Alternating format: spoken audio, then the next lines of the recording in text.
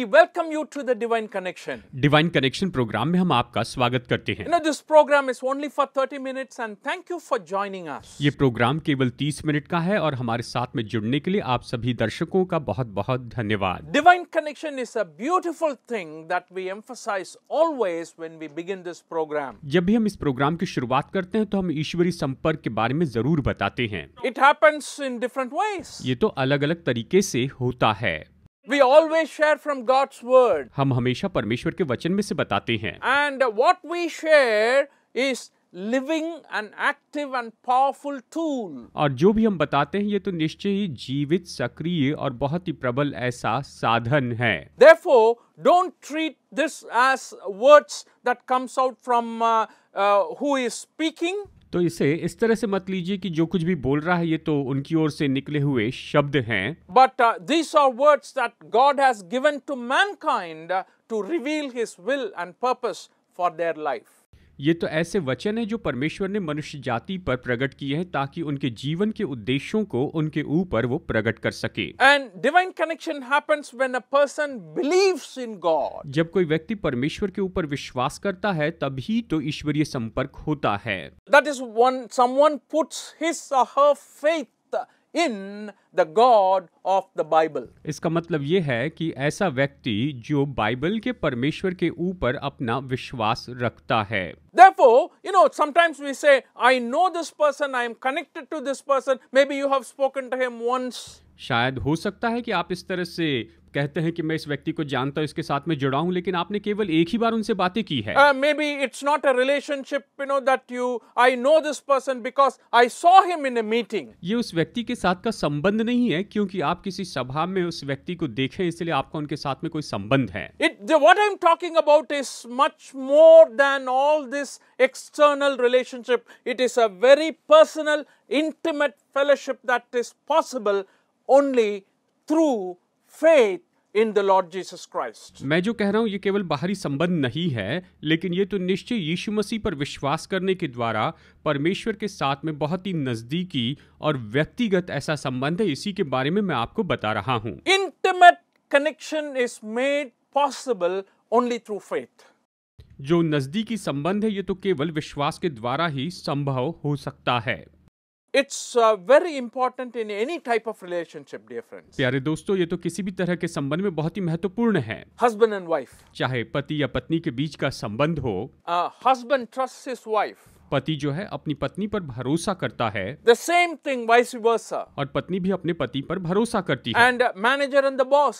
Manager और boss के बीच का संबंध भी बिल्कुल कुछ ऐसा ही है। And employer and the employee. और जो मालिक हैं और जो काम करने वाले कर्मचारी उनका भी संबंध। Parents and children. माता पिता और बच्चों का संबंध। We put faith in each other and we share our relationship and that is when intimacy begins. हम एक दूसरे पर भरोसा रखते हैं, एक दूसरे के साथ संबंध रखते हैं, इस तरह से नजदीकी बढ़ती है। And relationship with God, this is even more crucial. परमेश्वर के साथ का जो संबंध है ये तो इससे भी बहुत ज्यादा महत्वपूर्ण है। And I want to tell you, as Hebrews 11:6 says, the book of Hebrews chapter 11 verse 6 says like this, but without faith it is impossible to please God. इब्रानियों की पत्री अध्याय 11 वचन 6 इस तरह से कहता है कि विश्वास के बिना परमेश्वर को प्रसन्न करना अनहोना है। And that's why I am emphasizing that this very important and foundational and primary principle for divine connection. और इसीलिए मैं इस बात पर जोर दे रहा हूं कि ईश्वरीय संपर्क के लिए ये तो महत्वपूर्ण और बुनियादी सिद्धांत है। It is such a crucial thing and indispensable thing for this relationship. और इस संबंध के लिए ये तो बहुत ही जरूरी है और इसे हम अनदेखा नहीं कर सकते हैं। Well, you may say, oh, I am already a believer. I am a believer of Jesus Christ who is watching this program. Therefore, I don't need this. शायद आप ये कहते होंगे कि मैं तो प्रभु यीशु मसीह पर विश्वास करता हूँ, मैं एक विश्वासी हूँ, इसलिए मुझे इसकी जरूरत नहीं है। I want to tell you. मैं आपको बताना चाहता हूँ। And if you are a believer, very often our faith level is not even or it is not even going up. मैं आपको बताना चाहता हूं कि अगर आप विश्वासी हैं तो हमारे विश्वास का स्तर हमेशा एक जैसा ही नहीं रहता है और ना ही ये ऊपर जाता है। Very often it goes, ups and downs. अक्सर ऐसा होता है कि हमारा विश्वास का स्तर ऊपर नीचे होते रहता है। And you perhaps have struggled in your faith. शायद आप अपने विश्वास में मुश्किलों का सामना कर रहे हैं। We have had problems in practicing our faith. अपने विश्वास में काम करने में हमें समस्या होती है। Perhaps this will help you. शायद ये बात आपकी मदद करेगी। So if your faith has been wavering a bit of the ups and down or this side or that side, then this will really help you. अगर आपका विश्वास डगमगा रहा है या इस तरफ या उस तरफ जा रहा है तो निश्चय ये बात आपकी बहुत मदद करेगी। Suppose you are not a believer कहिए कि अगर आप विश्वासी नहीं हैं and who is watching this program, it will give you an opportunity to understand what is actually faith that these people are talking about. अगर आप ये प्रोग्राम देख रहे हैं, आप ये सोच रहे होंगे कि ये जिस विश्वास के बारे में कह रहे हैं वो है क्या। And our ideas are not our ideas in the sense it is from God's word. I told you already. देखिए हमारे विचार तो हमारे विचार नहीं है, लेकिन ये विचार तो परमेश्वर के वचन से जो मैं आपको पहले ही बता चुका हूँ। Because whenever I reiterate or emphasize a point again and again, what I mean is I quote a scripture from the Bible. देखिए जब भी मैं कोई पॉइंट बार बार बताता हूँ तो मेरे कहने का मतलब ये है कि हम बाइबल में से उन वचनों को देखते हैं और उन्हीं के बारे में बताते हैं। And Hebrews chapter 11 verse 1 very beautifully defines the idea of faith. इब्रानियों अध्याय 11 वचन 1 सुंदर रीति से विश्वास का विचार बताता है। Now faith is confidence in what we hope for and assurance about what we do not see. This is what the ancients were commended for. By faith we understand that the universe was formed at God's command, so that what is seen was not made out of what was visible. अब विश्वास आशा की हुई वस्तुओं का निश्चय और अनदेखी वस्तुओं का प्रमाण है, क्योंकि इसी के विषय में प्राचीनों की अच्छी गवाही दी गई। विश्वास ही से हम जान जाते हैं कि सारी सृष्टि की रचना परमेश्वर के वचन के द्वारा हुई है, पर यह नहीं कि जो कुछ देखने में आता है वो देखी हुई वस्तुओं से बना हो। इस तरह से वचन कहता है। Now very beautifully the writer of Hebrews defines faith like this. Now faith is being sure of what we hope for and certain of what we do not see. विश्वास के बारे में सुंदर तरीके से इब्रानियों का लेखक बताता है कि अब विश्वास आशा की हुई वस्तुओं का निश्चय और अनदेखी वस्तुओं का प्रमाण What है। do we believe? हम क्या विश्वास करते हैं? And he keeps on saying, continuously saying like this, we believe that the worlds have been created by God. और आगे वो ये कहता है कि हम ये विश्वास करते हैं कि सारी सृष्टि की रचना परमेश्वर ने ही की है। Friends, that is faith. मेरे दोस्तों यही तो विश्वास है। That faith comes from God's word. और ये विश्वास तो परमेश्वर के वचन से आता है। The book of Genesis chapter 1 verse 1 very beautifully, strongly says, in the beginning God created heavens and the earth. उत्पत्ति अध्याय 1 वचन 1 बहुत ही सुंदर तरीके से बताता है कि आदि में परमेश्वर ने आकाश और पृथ्वी की सृष्टि की। So the writer of Hebrews says like this, that is what I did not see God creating the earth and universe. इब्रानियों का लेखक बहुत ही सुंदर तरीके से बताता है, मैंने परमेश्वर को आकाश और पृथ्वी की सृष्टि करते हुए नहीं देखा, But I believe. पर मैं विश्वास करता हूँ। Why I believe? मैं क्यों विश्वास करता हूँ? Because the Bible says so. क्योंकि बाइबल ऐसा ही तो कहती है। And accepting the things that have already happened is faith. और जो बातें पहले हो चुकी हैं उन्हें स्वीकार करना ही तो विश्वास है। And things that we do not see, and if you believe, that is faith. जो बातें हम देखते नहीं लेकिन भरोसा करते हैं वही तो विश्वास है। Very often human beings tend to believe in what they see. अक्सर मनुष्य जो है वो तो जो देखते हैं केवल उसी पर विश्वास करते हैं। I don't blame them. मैं उन पर दोष नहीं लगाता हूँ। It is God who has given us the senses. देखिए परमेश्वर ने ही हमें ज्ञानेंद्रिय दिए हैं। And based on the senses that we have, and we observe, we watch, and we listen, we hear, and only then we decide about the truth. देखिए जब भी हम किसी चीज को देखते हैं या सुनते हैं या महसूस करते हैं, छूते हैं, केवल तभी हम सच्चाई को निश्चित करते हैं। And in the life of Jesus, one very interesting thing happened. और यीशु के जीवन में भी एक बहुत ही दिलचस्प बात हुई थी। He rose up from the dead after third day, after his death. वो अपनी मृत्यु के 3 दिन के बाद जी उठे। And he started appearing to his disciples. और वो अपने चेलों के सामने प्रकट होने लगे। At one time he appeared to his disciples when Thomas, apostle, was not there. एक बार वो अपने चेलों के सामने प्रकट हुए और उस समय थोमा वहां पर नहीं था। And when Thomas came to meet the disciples later, और जब थोमा चेलों से मिलने के लिए बाद में आया, And the disciples said, "We've seen Jesus." और चेलों ने कहा कि हमने यीशु को देखा है, But Thomas said, "No, I will not believe." पर थोमा ने कहा नहीं, मैं विश्वास नहीं करूंगा। Oh, what you're saying, I can't accept. तुम जो कह रहे हो उसे मैं स्वीकार नहीं कर सकता। I have to see him. मुझे उसे देखना होगा, I have to touch him. मुझे उसे छूना होगा। In fact, I have to put my finger into his wounds, and then only I will believe. मैं उसके जख्मों में अपनी उंगली डाल के देखूंगा, तभी विश्वास करूंगा। It's so sad that Jesus had to appear again. ये तो दुख की बात है कि यीशु को वहां पर फिर से प्रकट होना पड़ा था। And he called Thomas, "Thomas, come and see. और उसने थोमा को बुलाया कि थोमा आकर देख लो, Put your fingers in my wounds." मेरे जख्म में तो अपनी उंगली डाल के देख ले। And his response was so amazing. He said, "My Lord and my God." और उसका प्रत्युत्तर तो बहुत ही अद्भुत था। उसने कहा, हे मेरे प्रभु, हे मेरे परमेश्वर। Very often, people, that is human beings, tend to believe only after seeing. अक्सर ऐसा होता है कि जो मनुष्य हैं वो तो केवल देखी हुई बातों पर ही विश्वास करते हैं। But the reply Jesus gave to Thomas is interesting. I want to read just the 29th verse from the Gospel of John 20th chapter. यूहन्ना अध्याय 20 वचन 29 का ये एक वचन मैं आपके सामने यहाँ पर पढ़ना चाहता हूँ। And 29th verse, then Jesus told him, "Because you have seen me, you have believed. Blessed are those who have not seen and yet have believed." यीशु ने उससे कहा, तूने मुझे देखा है, क्या इसलिए विश्वास किया है? धन्य वे हैं जिन्होंने बिना देखे विश्वास किया।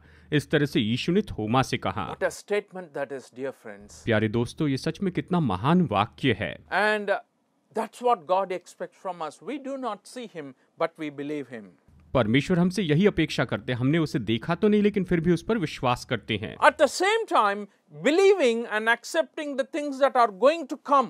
और इसी के साथ साथ जो बातें होने वाली है और आने वाली है, उन पर विश्वास करना और उन्हें स्वीकार करना। Therefore, in trying to understand faith, इसलिए विश्वास को समझने की कोशिश करते हुए first of all, believing and knowing the facts about a person or a thing or an event. सबसे पहले किसी व्यक्ति या किसी वस्तु या किसी घटना के बारे में हमें तथ्यों को जान लेना बहुत जरूरी होता है। That's what we call as assent. और इससे हम उस पर भरोसा कहते हैं। And that is based on the facts you believe. यानी तथ्यों के आधार पर आप विश्वास करते हैं। The very important element of faith also comes following that. That is based on your belief, you surrender your life. यानी इसके बाद में आप उस पर विश्वास करते हैं और आपके विश्वास के आधार पर आप अपना जीवन उसे समर्पित करते हैं। That is giving your life based on what you came to know. आप जिसे जान पाए हैं, आपने जो जाना है, उसके अनुसार अपना जीवन देना। And that is also a very integral part of faith that cannot be removed. और ये तो विश्वास का ऐसा भीतरी भाग है जिसे हम अलग नहीं कर सकते हैं। A lot of people have the first one. बहुत से लोगों में वो पहली बात होती है। People believe in Jesus. लोग यीशु मसीह में विश्वास करते हैं, They don't trust Jesus. लेकिन यीशु पर भरोसा नहीं करते हैं। They believe in the historicity of Jesus. वो तो यीशु के ऐतिहासिक होने पर विश्वास करते हैं। They believe in the teachings of Jesus. वो यीशु की शिक्षाओं पर विश्वास करते हैं। They believed in the geographical location where Jesus lived. यीशु जहाँ पर रहते थे उस भौगोलिक क्षेत्र पर विश्वास करते हैं। But they don't believe enough to surrender their life to Jesus. लेकिन वो इतना विश्वास नहीं करते हैं कि अपना जीवन प्रभु यीशु मसीह को समर्पित कर दें। Friends, then that faith is not a complete faith. तो फिर दोस्तों, वो विश्वास परिपूर्ण विश्वास नहीं है। It is only when you trust and hand your life over to Him, then you have faith. जब आप उस पर भरोसा रख के अपना जीवन उसे सौंप देते हैं, केवल तभी आप उसके ऊपर में विश्वास करते हैं। We're talking about faith and the relationship of believing in something and surrendering our life to something. हम विश्वास के बारे में कह रहे हैं, किसी बात पर भरोसा करना और अपना जीवन उसे समर्पित करना, इस पर हम यहाँ पर चर्चा कर रहे हैं। And we all believe in so many things. और हम सब लोग कई बातों पर विश्वास करते हैं, But giving our life, surrendering our life is a problem we are facing. लेकिन अपने जीवन का समर्पण करना हम इस समस्या से सामना करते हैं। I want you to encourage to take that step as you listen to this message. और जैसे आप इस संदेश को सुन रहे हैं, मैं आपको प्रोत्साहित करता हूं कि आप इस कदम को उठाइए।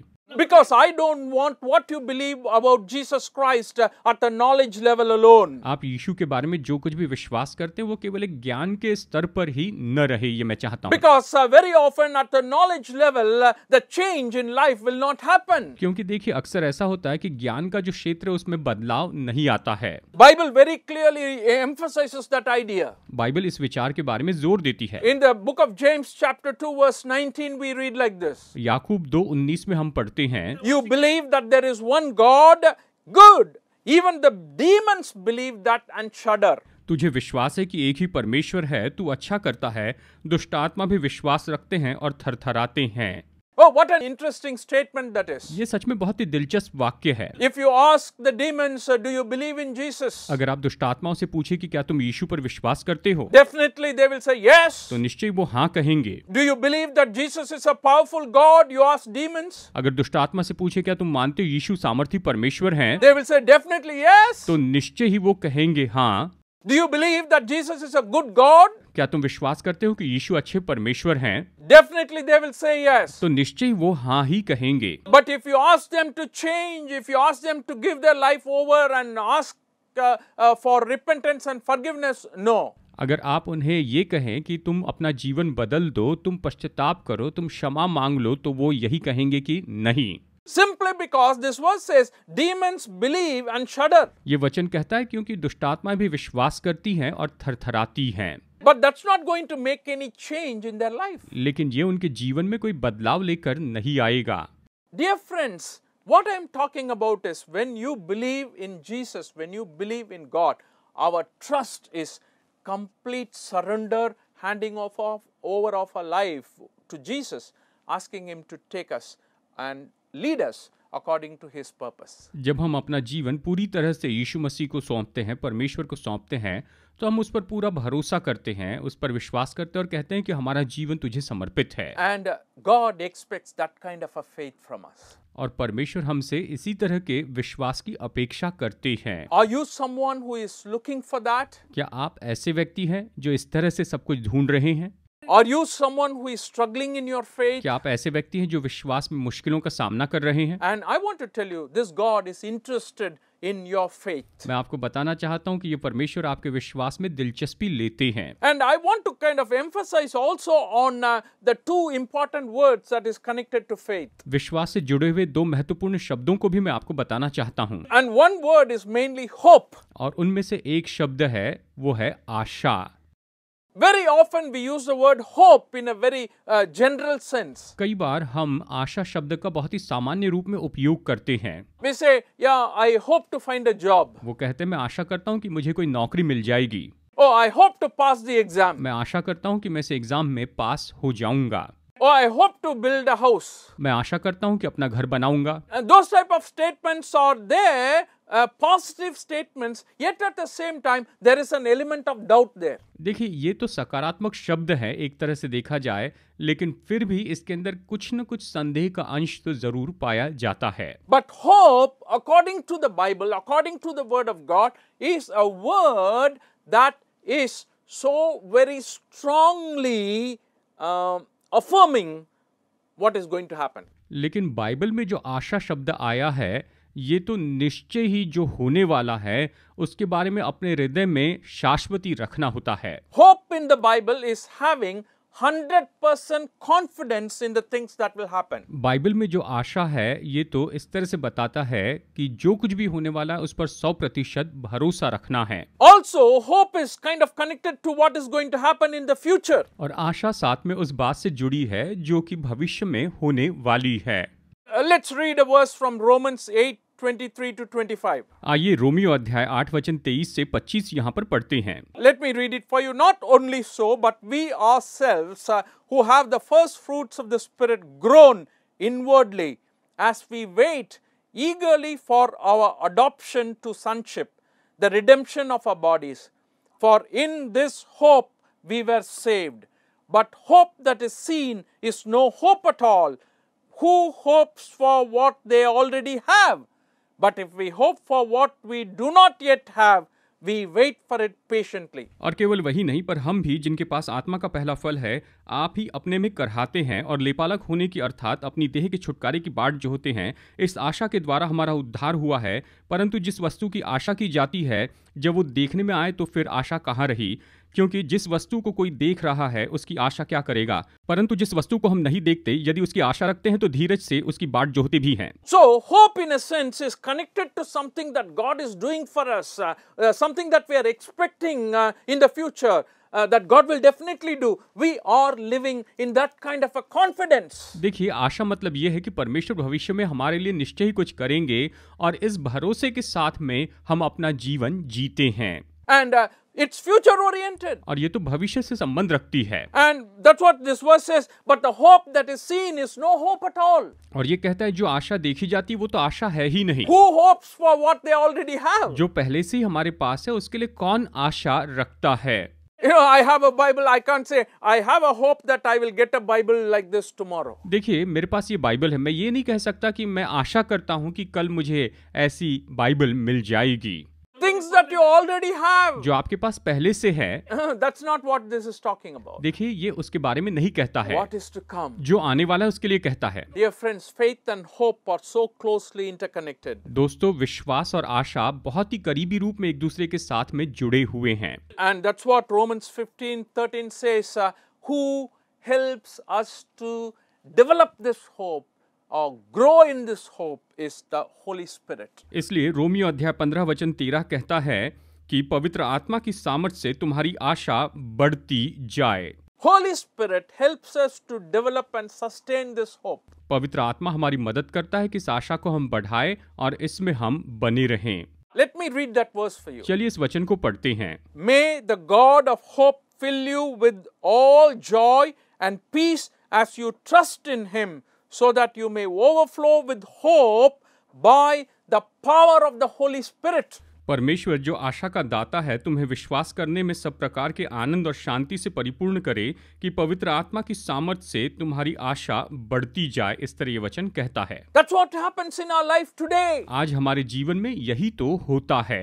God is working in our life, producing this hope, increasing our faith, and more as we trust in God.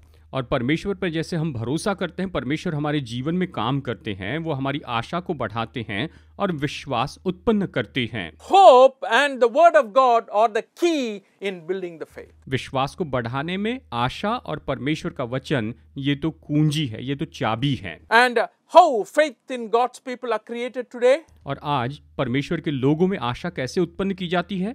In the book of Romans chapter 10 verse 17 we read like this. Romeo अध्याय 10 वचन 17 में हम पढ़ते हैं। Consequently, faith comes from hearing the message, and the message is heard through the word about Christ. अतः विश्वास सुनने से और सुनना मसीह के वचन से होता है। What a great verse, dear friends. ये कितना महान वचन है दोस्तों। When you listen to the word of God, जब आप परमेश्वर का वचन सुनते हैं your faith is developed. तो आपका विश्वास बढ़ता है। And that's very interesting. ये बहुत ही दिलचस्प बात है। That's why we are preaching. और इसलिए हम प्रचार करते हैं। That's why we are using word. और इसलिए हम शब्दों का उपयोग करते हैं।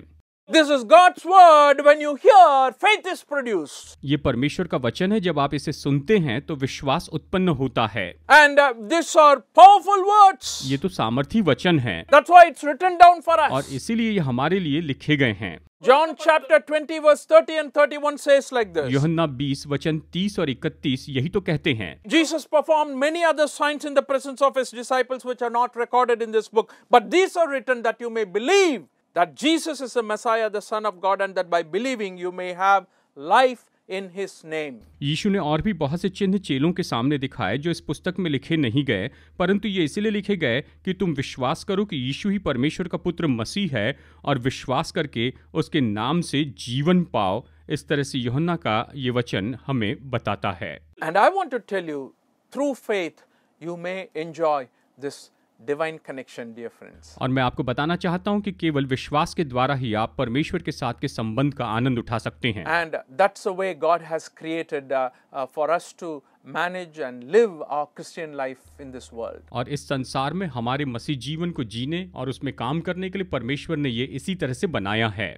As we wait and for God to come, for Jesus Christ to come we are living in faith and hope to meet him. जैसे हम राह देख रहे हैं कि प्रभु यीशु मसीह आएंगे, तो हम उसके लिए विश्वास और आशा में इस पृथ्वी पर जीवन जी रहे हैं। Until then, may God grant us the real connection with him so that our life can be strengthened as we look forward to the coming of our Lord Jesus Christ in heaven. और तब तक परमेश्वर हमारे जीवन में उसके साथ का ये संबंध बनाए रखें, और उसके आने के बाद हम निश्चय ही स्वर्ग में परमेश्वर के साथ समय बिताएंगे, उसके साथ में हम स्वर्ग में रहेंगे। God bless you today. आज परमेश्वर आपको बहुतायत से आशीष दे।